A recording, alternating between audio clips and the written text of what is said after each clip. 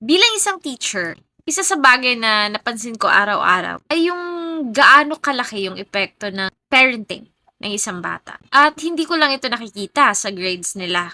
Nakikita ko din to sa paraan ng pagsasalita nila, sa confidence nila, sa pakikitungo nila sa classmates, at kahit paraan ng pag-handle sa problem. Minsan kasi, kapag may batang respectful, responsable, at marunong tumanggap ng correction, sasabihin nila, ay mabait talaga yan. Pero ang totoo, kadalasan is maganda yung foundation ng mga batang to sa bahay nila. Good parenting is not about perfect parents. Hindi rin ito tungkol sa pagbibigay lahat ng gusto ng anak. It's about giving them guidance, boundaries, love, support, and accountability. Kapag ang isang bata lumaki sa environment na may pagmamahal, tamang disiplina, dala niya yun sa pagpasok niya sa school at mas madali siyang turuan, mas handa siyang makinig at kaya niya kontrolin yung emotions niya.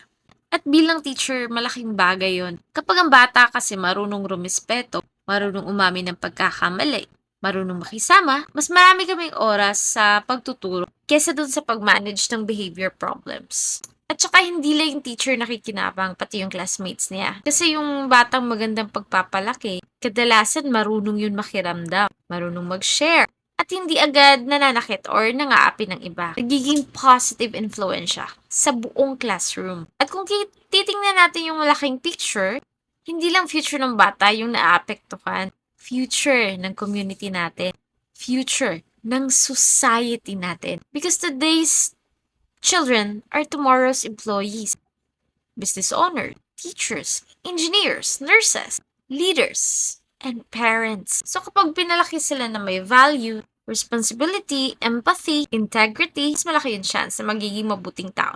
Gusto kong linawin, good parenting is not always being soft all the time. Hindi rin ibig sabihin na hindi mo madidisiplina. In fact, good parenting really requires discipline. Pero, discipline with purpose. Discipline that teaches. Discipline that corrects the behavior without destroying the confidence. Kasi ang goal natin, to raise responsible adult. Adults who can make good decisions, even when no one is watching. So sa lahat ng mga parents na kahit araw-araw pagod, kahit maraming problema, pero patuloy na gumagabay sa mga anak nila. Thank you. Baka hindi nyo agad nakikita yung resulta, pero kami sa school nakikita namin. At balang araw, makikita din ito ng buong mundo. Because every good parent is helping build a better future, one child at a time. Hanggang sa susunod na vlog, God bless, and keep guiding our children with love, wisdom, and consistency. This is Teacher Grace. See you in the next video.